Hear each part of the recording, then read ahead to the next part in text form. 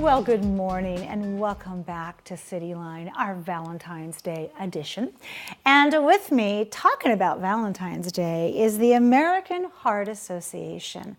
And we are here to talk about, the heart, the taking care of the heart, and also celebrating the heart at their upcoming luncheon. So please join me in welcoming Dr. Chris King. You are with CHI Francisican, and I think I would call you a heart surgeon. Is that correct? That's right, Amanda. I am a heart surgeon. I love that. And look at the snazzy shirt you have on. Thanks. This shirt is fabulous. I love that you were concerned about your shirt. It's the best thing because I want someone who cares about details working on my heart. Okay. Perfect. So good answer. This beautiful woman, Landa Rose. Hello, my dear. Hi. You are, yes, a heart disease survivor. Yes. It's great to have you on the couch. Thank you. Thank you. It's so nice to be here. And it's wonderful that you are so open and so warm and going to share your story with us, because that's how we learn about how to prevent heart disease and also to have that survivor next to our name, which indeed you are. Mm-hmm. Okay, so Dr. King, February is the American Heart Month and the Heart Association's Go Red Month. Let's talk about a women's risk for heart disease, because it's different than men. Correct. So explain to us, what is a woman's risk? A woman's risk for heart disease has kind of more recently become more appreciated by the medical community. We originally just kind of had the perception that heart disease occurred more as menopause set in and women got older. And then we thought that their risk for heart disease started to match the male. But what we're finding out more and more recently in the past decade is that there are unique risk factors for women of all ages for heart disease, and these are things that you should be aware of, especially women with an intense or a notable family history of heart disease. Ah, there Correct. we go. Mm-hmm. And that's just it, that family history. Correct. That comes up and can bite you out of nowhere. So know your family history. Absolutely. You need to know your family history, and then you need to also be aware of the signs and symptoms of heart disease for females. They can be somewhat different than, say, a man. Not necessarily crushing chest pain, not necessarily profound shortness of breath, but maybe some jaw pain or some nausea that's atypical. Maybe just kind of a feeling of discomfort in your chest associated with some anxiety or something down your arm. So in women, atypical chest pain or atypical angina can be more common than in men, and it's something that should be investigated if you have it. I mean, you can get that just getting your kids out of the house in the morning. I mean, so hence the reason why a lot of women of my friends are like, oh, I'm fine. Mm-hmm. But you got to have those first and foremost in your mind, don't you, Landa? Yeah. Because Landa, you have I got to hear a snippet of your story. It's very interesting. So share with us why you are here and how you got here. Okay. Well, I had noticed that I had a really odd crease in my earlobe. And I thought, well, that's odd. I don't wear heavy earrings. I thought maybe I just slept weird on it. And so I'll just watch it, I thought, and was hoping it was going to go away, and it didn't go away. So I just went online and looked, and it said that it may be a precursor to heart disease. I thought, that doesn't sound right, so better talk to my doctor about this. And I called my doctor, and she listened to my heart, and she said, you have a very distinctive heart murmur. And I thought, heart murmur? I've had 2 brain surgeries and never been told that I had a heart murmur of any kind. So she sent me off for an angio, an echo. And that's when we diagnosed the bicuspid aortic valve. Wow. And that's how it all started. And that's how I met this guy. The man who has your heart. That's literally. Right. Yeah. Besides your fabulous husband who Yes, drove you here today. Right. Yes. My good. I mean, when you told me the green room, I was like, wait, a crease in your earlobe? Mm-hmm. Did you really say that? Yeah. I Unbelievable. know. Yeah. And then to look online, I did a little more research, and it's called Frank's sign. So oh my God. It doesn't, and of course it's not definitive. It doesn't mean if you have a crease in right. your earlobe that you have heart disease in any way. But I thought, well, that's just strange. So I better check this out. And there it was. And there it was. Yeah. Significant. Had it my whole life. Had no idea. Wow. So, Dr. King, are heart murmurs usually a cause for concern? I mean, they feel like they're fairly common. Heart murmurs can be quite common, and they can be something that's present from birth. And in Yolanda's case, it probably was something that was there for quite a period of time. And just fortunately, someone finally recognized the murmur at some point in her healthcare. 1 to 2% of the patient population has a bicuspid aortic valve.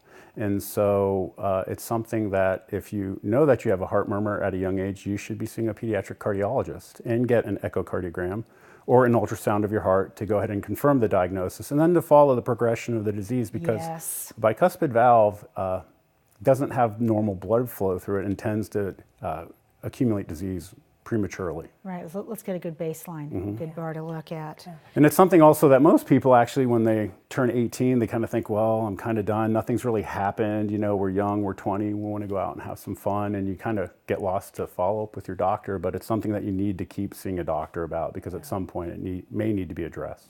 So we addressed that family history is important. But Dr. King, if someone wanted to assess their risk for heart disease and stroke, what would you suggest?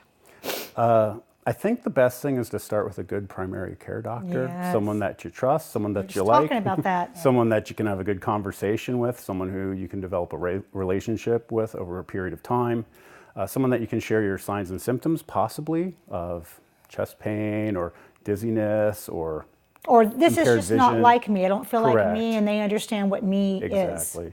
And then they can order appropriate tests like check your cholesterol, look at your blood pressure, things of that nature. They can also, ascertain or look at your family history of whether or not you have diabetes in your family, because There we that's an important go. thing to control as well. That's huge. And then just make general recommendations on lifestyle that can also improve not only your cardiac or your heart health, but your complete vascular health as well. So let's talk about that lifestyle, because we have some pictures here. They're called the Simple 7. I love that.